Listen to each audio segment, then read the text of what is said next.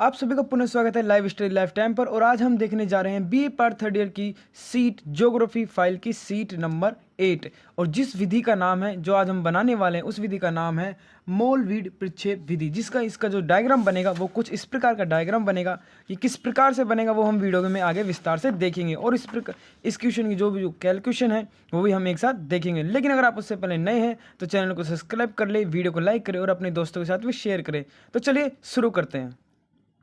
और आज हम जो विधि देखेंगे उस विधि का नाम है मोलवीड प्रक्षेप की रचना कीजिए। ये बीए पार्ट थर्ड ईयर में ज्योग्राफी फाइल सीट के लिए काम आती है। तो चलिए क्वेश्चन को पढ़ते हैं और डिटेल भी जानते हैं कि किस प्रकार इस विधि को हमें बनाना है। सबसे पहले हम क्वेश्चन पढ़ते हैं। हमारा क्वेश्चन है एक अनुपात जो कि वो मापनी है, मापनी पर संसार का मानचित्र बनाने के लिए एक मोलवीड प्रक्षेप की रचना कीजिए। प्रक्षेप में अंतराल 30 डिग्री का रखा है हमने। चाहे तो आपके क्वेश्चन में 15 डिग्री का भी हो सकता है, लेकिन उसमें हमें बहुत सारी अक्षांश रेखाएं खींचनी होती है, इसलिए मैंने इस क्वेश्चन में 30 डिग्री अंतराल रखा है। इसकी जो गणना है, जो कैलकुलेशन है वो किस किस प्रकार है वो हम डायग्राम की सहायता से बनाते हुए देखेंगे। अगर मैं इस प्रकार आपको समझाने लगूंगा तो आपको कुछ समझ नहीं आएगा, इसलिए इसका जो भी कैलकुलेशन है वो आपको मैं डायग्राम बनाते बनाते समझाऊंगा कि यह आर हमने क्यों लिए, ये कितने सेंटीमीटर लिए, कैसे लिए, ये सब चीज़ें मैं आपको डायग्राम बनाते बनाते समझाऊंगा। तो चलिए डायग्राम बनाना शुरू करते हैं।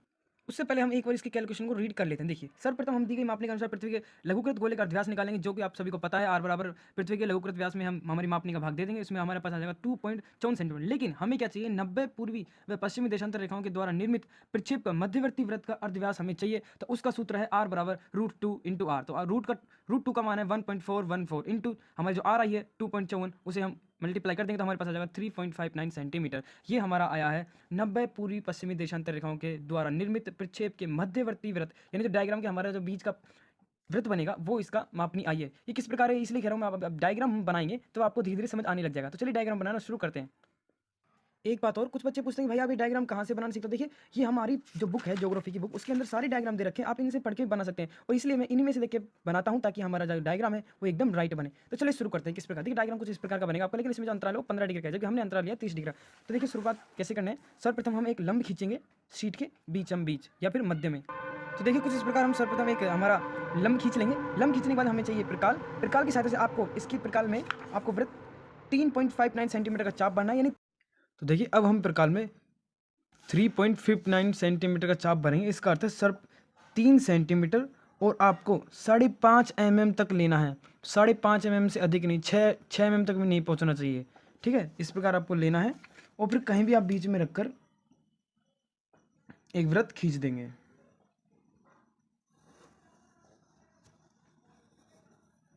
ये हमारा मध्य वृत्त आया है। कुछ इस प्रकार आपको वृत्त खींचना है। इस प्रकार वृत्त खींचने के बाद अब हमें सेंटर पॉइंट से 90 डिग्री का लंब इधर खींचना है और सेंटर पॉइंट से 90 डिग्री इधर लंब खींचना है। यानी अर्थात मैं आपको सिंपल सी भाषा में बताऊं तो अब आपको यहाँ पे एक रेखा खींचनी है जो कि इस पॉइंट को काटते हुए 90 डिग्री पर हो। आप चाहें तो सेट स्क्वायर की सहायता से काट सकते हैं, अन्यथा प्रकाल की सहायता से इस रेखा पर रखकर, और जो हमारा सेंटर पॉइंट था पेन जहाँ पे हमने प्रकाल की सहायता से करा था वहाँ पर 90 का टिक लगाकर, और आप सीधी रेखा इधर भी खींचें और इधर भी खींचें। कुछ इस प्रकार से आपको एक रेखा खींचनी है। याद रखिए रेखा थोड़ी बड़ी खींचेगा, यानी कि हमारी जो त्रिज्या थी इससे थोड़ी दुगनी। कुछ इस प्रकार से आपको खींचनी है, थोड़ी बड़ी रखना। इस प्रकार आपको एक रेखा और खींच लेनी। अब हमें करना क्या है, अब सर्वप्रथम मैं इन पॉइंट्स को कुछ नाम दे देता हूँ, इससे आपको समझने में आसानी है। जैसे इस पॉइंट को हमने नाम दे दिया ओ, इस पॉइंट्स को नाम दे दिया हमने ए और बी। तो अब आपको करना क्या है, प्रकाल की सहायता से जो ए और ओ है उसकी दूरी को प्रकाल में भरना है कुछ इस प्रकार से, और ए पॉइंट पर रखकर आपको इस रेखा पर एक चाप काटना है कुछ इस प्रकार, और इसी प्रकार बी पॉइंट पर इसी चाप को रखकर आपको एक चाप काटना है कुछ इस प्रकार।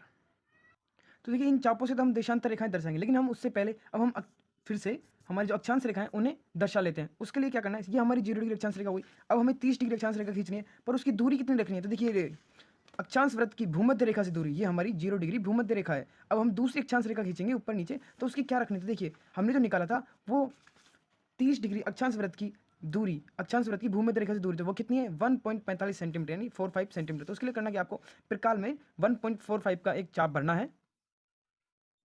कुछ इस प्रकार से आपको 30 डिग्री अक्षांश रेखा दर्शाने के लिए 1.45 सेंटीमीटर का चाप भरना है, यानी कि 1 सेंटीमीटर और 45 mm। 45 mm यानी 4 mm खींचने के बाद आपको 5 mm पर नहीं पहुंचना है, उससे आधा रहना है। फिर उसको आपको ओ पॉइंट पर रखकर एक चाप ऊपर काट देना है हल्का सा, जो कि हमारी 30 डिग्री अक्षांश रेखा को दर्शाएगा, और एक चाप हल्का सा नीचे ओ पॉइंट से।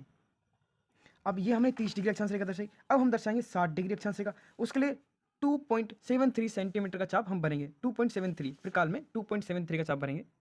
2.73 का अर्थ है यानी आपको 2 सेंटीमीटर और 7 mm तक खींचनी है। 7 mm से हल्का सा अगर आप जाना चाहो तो आगे जा सकते हो, नहीं तो नहीं जा।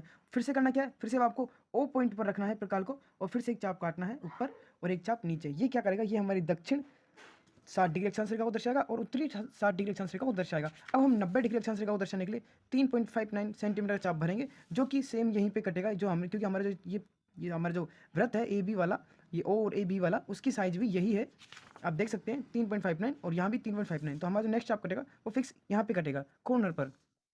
अब हमें करना क्या है, अब हम इन्हें एक सीधा 90 डिग्री के एंगल पे इनका लंब काट लेंगे चारों का, कुछ इस प्रकार से। आप चाहें तो सेट स्क्वायर से भी खींच सकते हैं, मेरे पास सेट स्क्वायर है। अगर आपके पास सेट स्क्वायर नहीं हो तो आप इन पर 90 डिग्री के लंब डालेंगे। किस प्रकार डालना है वो इस प्रकार देखिए। अगर आपके पास सेट स्क्वायर है तो बहुत अच्छी बात है, और नहीं तो आप इन पर पॉइंट्स पर 90 डिग्री के लंब डालकर 90 डिग्री के रेखाएं खींचेंगे, 90 डिग्री का लंब काट कर, और समथिंग इतनी ही दूरी रखेंगे, ज़्यादा छोटी नहीं रखेंगे, कुछ इस प्रकार से। ये हमारी अक्षांश रेखा है 30 डिग्री। अब 60 डिग्री के लिए यहाँ पे काटेंगे इसी प्रकार, और फिर इधर और इधर भी। तो देखिए कुछ इस प्रकार से आपको ये अक्षांश रेखाएं दर्शा लेनी है। ये हमारी 30, 60 और 90, ये 30, 60, 90 हमने अक्षांश रेखाएं दर्शा ली है। अब हमें करना क्या है, जिस प्रकार हमने ए और ओ पॉइंट का साइज का नाप लेकर प्रकार में ये चाप काटे थे, उसी प्रकार अब हम यहाँ से हम इन पॉइंट्स को भी नाम दे सकते हैं अगर आप देना चाहो तो। कुछ इस प्रकार आप इन पॉइंट्स को नाम दे सकते हैं CDE, और इधर भी दक्षिण में भी CDE। अब आपको करना क्या है, C से यहाँ तक का चाप प्रकार में फिर से भरना है, जो कि हमारी वृत्त की रेखा काट रही है इस लंब को, C वाले पॉइंट्स को यहाँ तक चाप भरना है, और फिर से आपको यहाँ पे रखना है प्रकार की नोक को, बड़ी सावधानी से काटिएगा, और एक चाप काटना है इधर और एक चाप इधर। इसी प्रकार यहाँ पे भी C से लेके यहाँ तक का वही चाप रहेगा। फिर यहाँ से आप काट दीजिए, फिर से इधर हल्का सा एक चाप और इधर। आप तो सिर्फ जैसे मैं बनाता जा रहा हूँ वैसे बनाते जाइए, अगर आपको समझ नहीं आ रहा तब भी आपका डायग्राम अच्छा बन जाएगा। अब आपको फिर से D पॉइंट पर रखना है प्रकार की नोक को, और फिर से हमें जहाँ पे हमारा वृत्त कट रहा है वहाँ तक का चाप प्रकार में भरना है, और फिर से आपको यहाँ पे रखना है D वाली रेखा पर, और फिर से एक चाप इधर और एक चाप इधर। ये हमारी 90 डिग्री अक्षांश रेखा को दर्शाएगा। ये दक्षिण के लिए हो गया। अब उत्तर भी इधर ही D पे इस प्रकार से, ये देखिए सेम ही आना चाहिए ये, और फिर से हम यहाँ पे रखेंगे और फिर से एक चाप काटेंगे और फिर से इधर एक चाप काटेंगे। अब फिर से E का भरेंगे, E का यहीं पे रहेगा क्योंकि ये फिक्स यहीं पे कट रहा है, इसलिए E का कोई चाप नहीं भरेंगे। अब हमें करना क्या है, अब देखिए हम भूमध्य रेखा की नाम अंकित कर देंगे, Q और R तक की हमारी भूमध्य रेखा है। बाकी आप क्षैतिज रेखाएं की सहायता से इसे समाप्त कर सकते हैं, लेकिन बाद में कर दीजिएगा। अब हमें करना क्या है, अब हमें देशांतर रेखाएं दर्शानी है।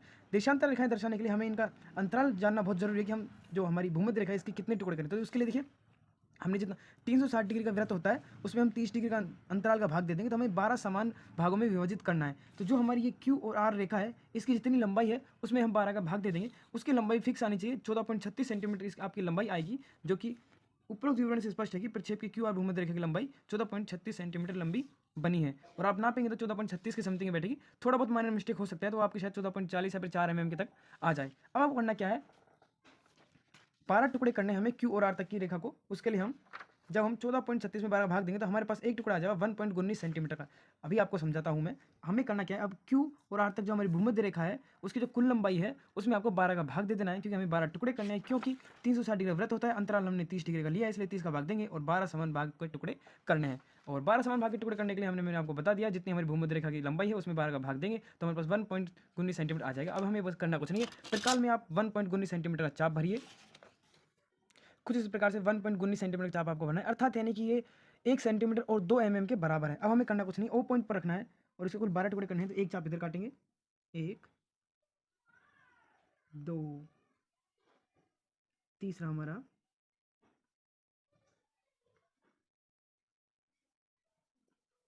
4 5 और 6। देखिए हल्का सा माइनर मिस्टेक आ गया। देखिए हमारा जो मेरा चाप कटना था ये फिक्स इसी रेखा पर कटना था, इसी वृत्त पर। तो देखिए हल्का सा वो आधा mm आगे चला गया। ये मिस्टेक हो सकती है आपके प्रकार की वजह से या फिर रूल की नोक की वजह से, इसलिए इसकी थोड़ी सावधानी रखिएगा। तो देखिए जिस प्रकार हमने इधर 6 टुकड़े करे, अब इधर 6 कर देंगे तो कुल 12 हो जाएंगे। वो पॉइंट पर रखना है, उसी चाप को छेड़ना नहीं है आपको। और फिर से 1 2 और तीसरा फिक्स B पॉइंट पर कटना चाहिए। देखिए फिक्स B पॉइंट पर ही कट रहा है, फिर B पर से काटेंगे और फिर से नेक्स्ट, और जो नेक्स्ट लास्ट कटेगा वो R पर कटना चाहिए। तो मान लीजिए आपका बिल्कुल राइट है। देखिए ये यहाँ पे R पर कट रहा है, अब इसी प्रकार हम हमारे जो सी है 30 डिग्री अक्षांश रेखा उसके जो चाप कटे हैं उन दोनों को आपको इसकी लंबाई नापनी है, कितनी है तो देखिए 14 सेंटीमीटर यानी 13 सेंटीमीटर ये आ रही है। तो बस आपको करना क्या है, 13 सेंटीमीटर के फिर से वही 12 टुकड़े करने, यानी 13 सेंटीमीटर में 12 का भाग दे देना है और जो हमारी नाप आएगी। तो अब इसी प्रकार हमने सी वाली रेखा के भी जो लंबाई है कुल 13 सेंटीमीटर उसमें 12 का भाग देंगे तो हमारे पास 1.08 सेंटीमीटर आएगा और उसका हम चाप प्रकार में भरेंगे और फिर से उसी प्रकार हम सी पॉइंट पर रखेंगे और वही 12 टुकड़े करेंगे। पहला चाप काटेंगे, फिर नेक्स्ट, फिर नेक्स्ट,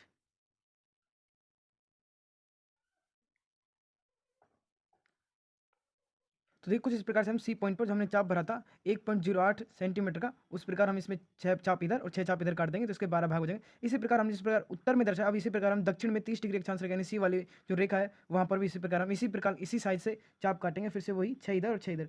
याद रखिएगा अगर आपका आधा भी अगर आपने थोड़ा सा भी फर्क रखा तो आपका देखिए इस प्रकार से, जैसे अब हमारा जो नेक्स्ट है वो इस रेखा पर कटना चाहिए और इसी पर कट रहा है, नहीं तो आपको थोड़ा आगे पीछे भी कट सकता है। जो हमारा नेक्स्ट चाप करता अगर वो आगे करता तो इसका मतलब कि हमारे प्रकार में कुछ गड़बड़ है, यानी हम थोड़ी सी हमारी जो नाप है वो ख़राब हो गई। याद रखिएगा इसमें बस यही फ़र्क है, एक से आपका डायग्राम में मिस्टेक दिखा सकता है ये।